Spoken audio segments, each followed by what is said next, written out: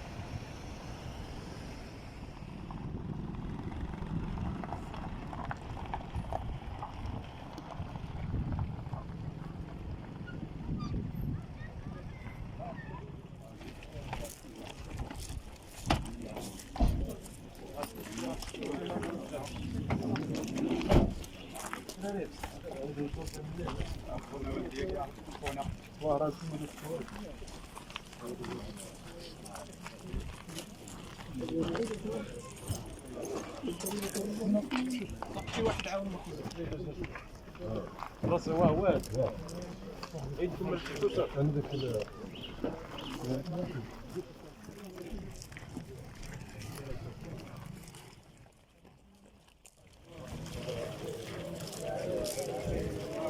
لا اله الا الله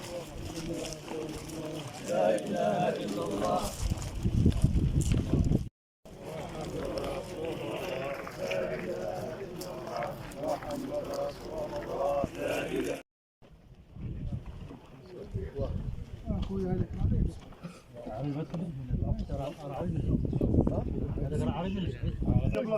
شوف لا هذيك بلاصه وحنا نديروا له بلاصه واحده نزل نزل سير راه مليح سير راه مليح صافي بدك كودة تاخذ الجهه اللي موجوده ما تخويش عدد النهار وكيف كتدخل يمين كتما كتدخل عايش هنا شد التكنيكه باش ما تطلعش التكنيكه باش ما تطلعش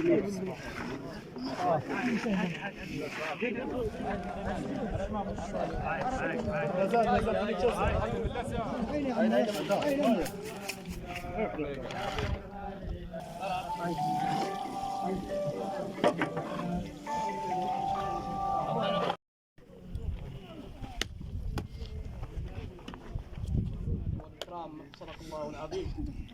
اللهم هد الولد اللهم يا رب اجد عليه الرحمه امين وبدل سيئاته حسنه امين واغفر لنا وله وارزقنا له المسلمين.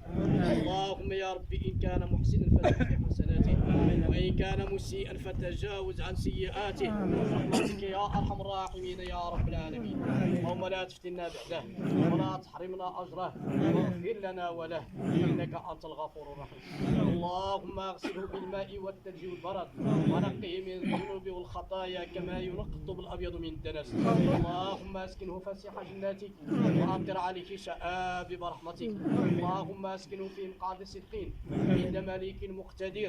اللهم اسكنه مع الذين أنعمت عليهم مع النبيين والصديقين والشهداء والصالحين وحسن أولئك رفيقا. اللهم اسكنه مع الذين قالوا ربنا الله ثم استقاموا فلا خوف عليهم ولا هم يحزنون. اللهم اسكنه في جنات الفردوس. اللهم ادخله من باب الريان. اللهم ادخله من باب الصائمين برحمتك يا ارحم الراحمين يا رب العالمين.